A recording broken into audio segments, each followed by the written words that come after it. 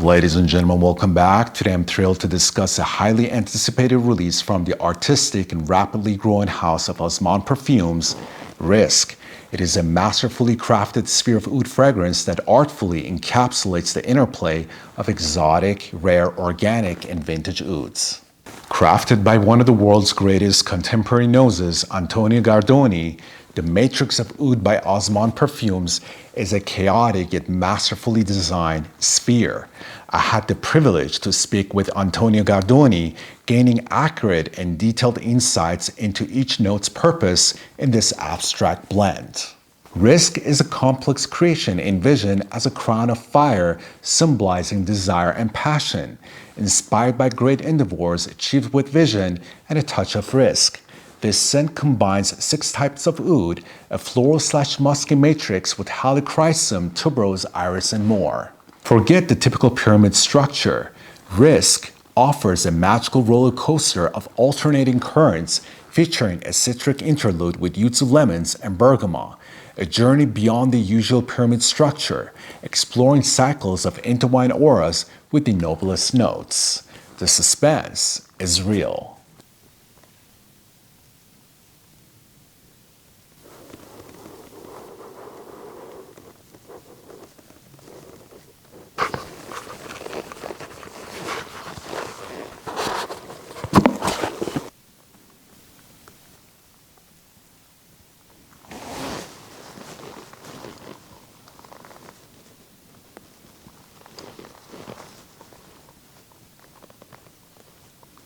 All right, so I went ahead and wrote down all the questions that I had regarding all the ingredients and the type of ouds that's been used in this creation from the perfumer Antonio Gardoni.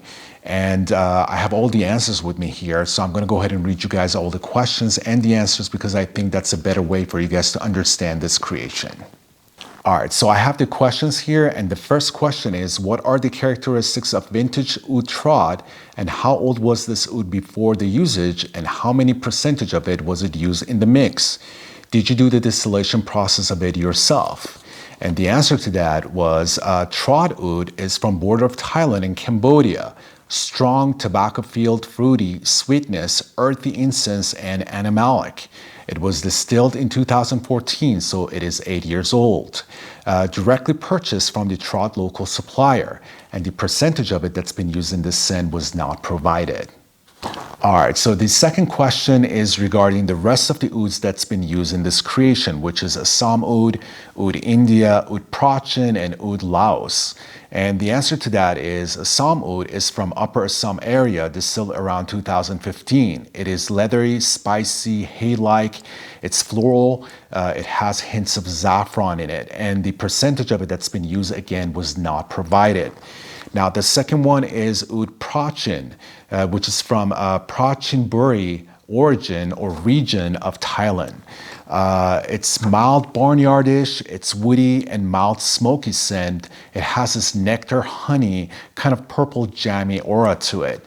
The next one is oud India, which a lot of you guys know as Indian oud, which is from India. And as you all know, I explained that fragrance a lot. So it definitely has this barnyard, fecal, earthy, spicy, sweet, rich, woody, leathery, and somewhat chocolatey and animalic facet to it. Now, the last one, which is oud Laos, it's a lotion oud known for its unique combination of sweet, woody, and balsamic notes, often accompanied by nuance of leather, amber, and spices. All right, so the next question is regarding the bergamot. I asked if the bergamot is natural from Italy. And the answer to that was the bergamot is organic bergamot from the Calabria region in Italy. In my opinion, the best available bergamot, extremely complex and multi-layered. All right, number 4, the question was, why did you decide to use yuzu in the mix?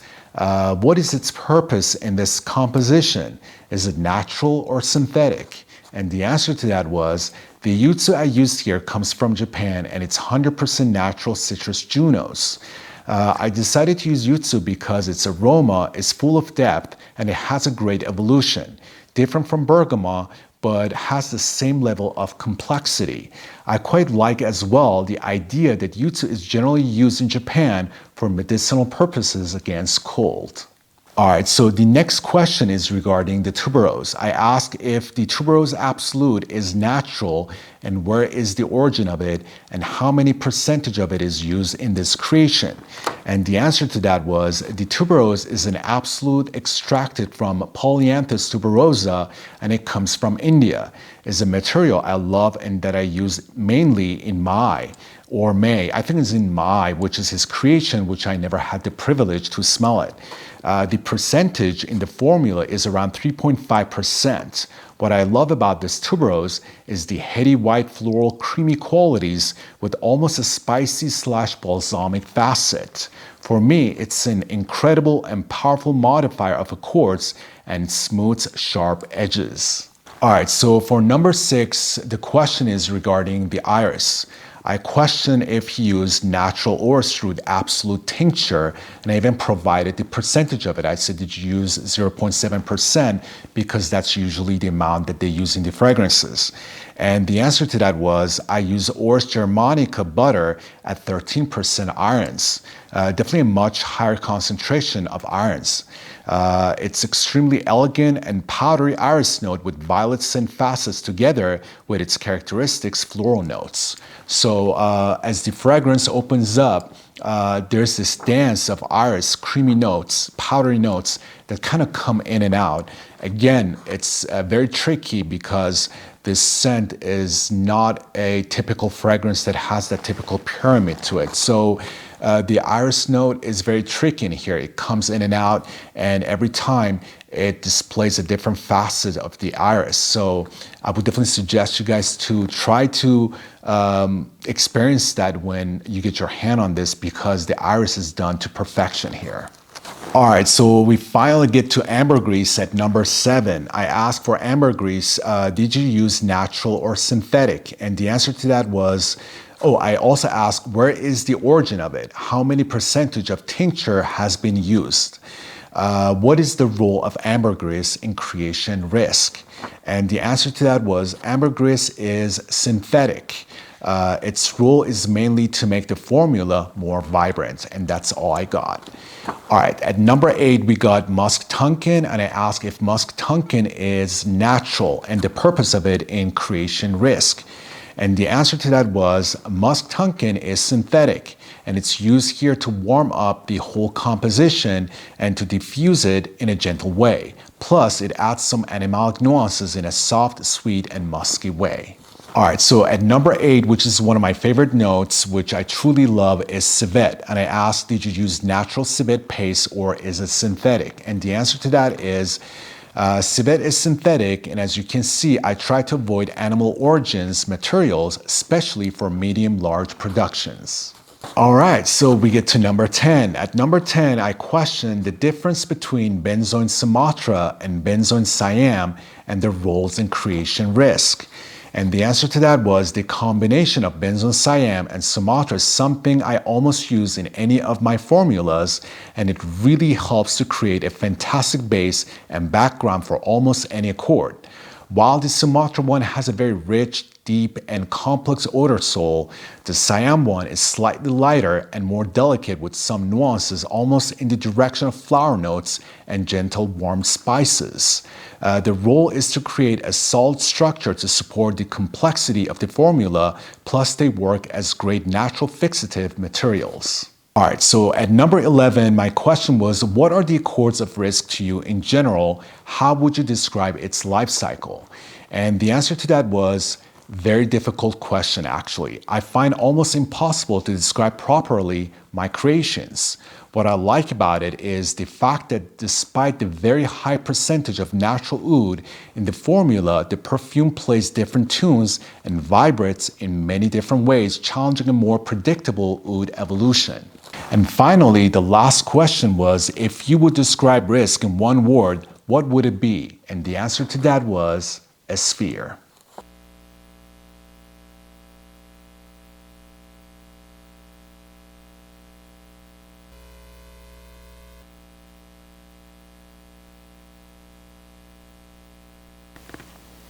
So I must say, initially, when I heard that Azman Perfumes is planning to create an oud fragrance that has 6 different types of oud in it, I was blown away by that idea.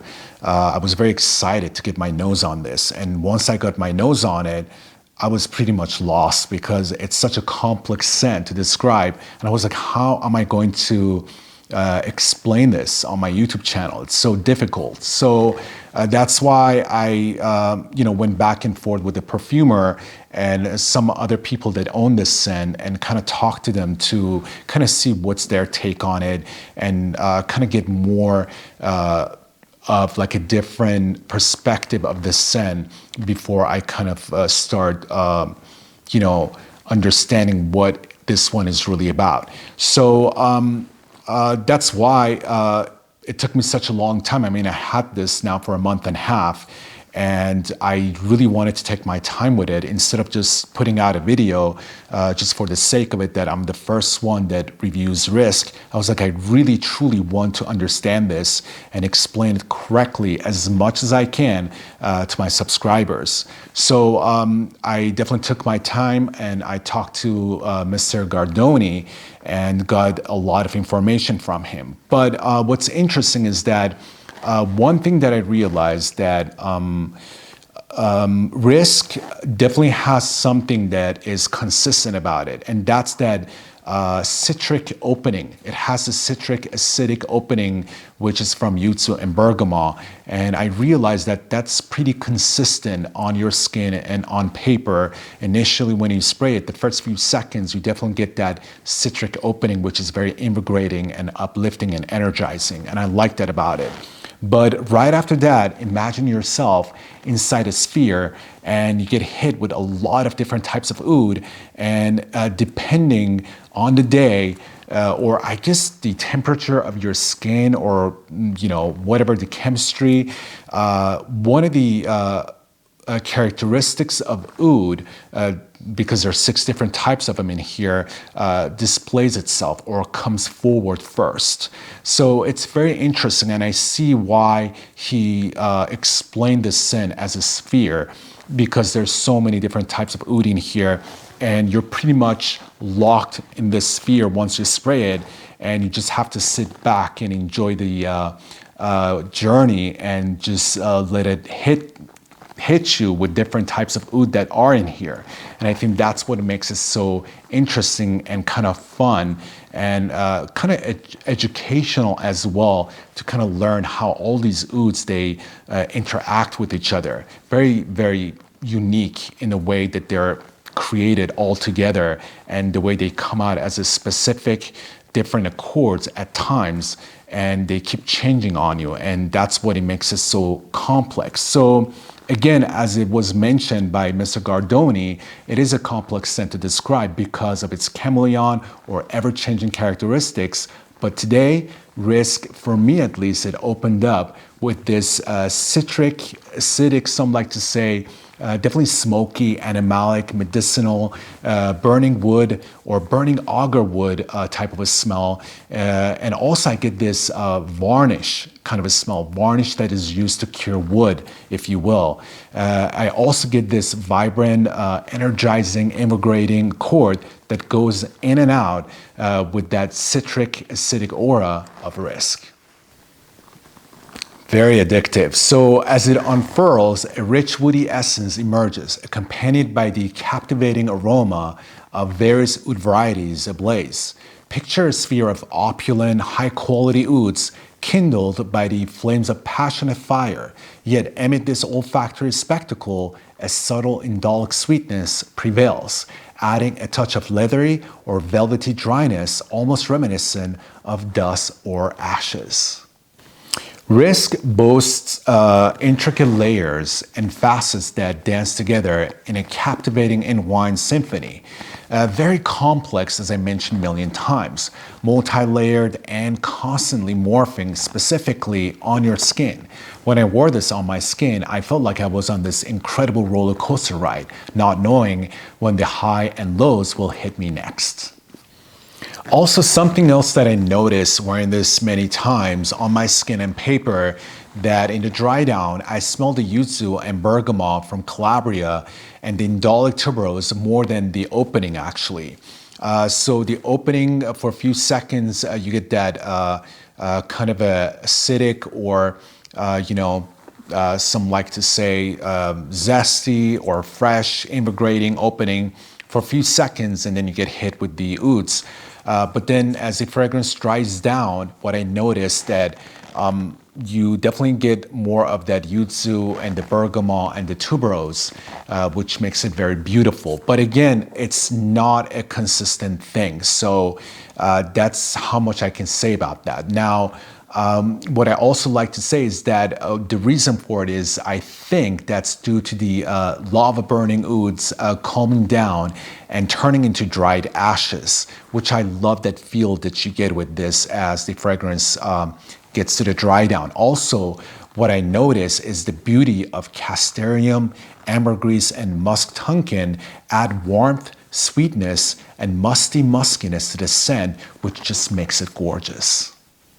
And of course, the floral and somewhat spiciness, warm spiciness and sweetness of this fragrance that you get definitely comes from the benzoin Sumatra and benzoin Siam, which helps to create a fantastic base and background.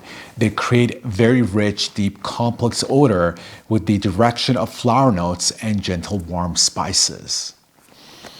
Yeah, that's pretty much what I have for Risk. That was a lot of information, but again, like today when I'm smelling this, I get almost this like gasoline kind of a smell to it as well, almost like a barbecue smell without the barbecue sauce. You know what I mean? Like it has this kind of a burning charcoal of barbecue that's turning into ashes, but with some invigorating acidic or citric facet to it that I can smell, just very unique.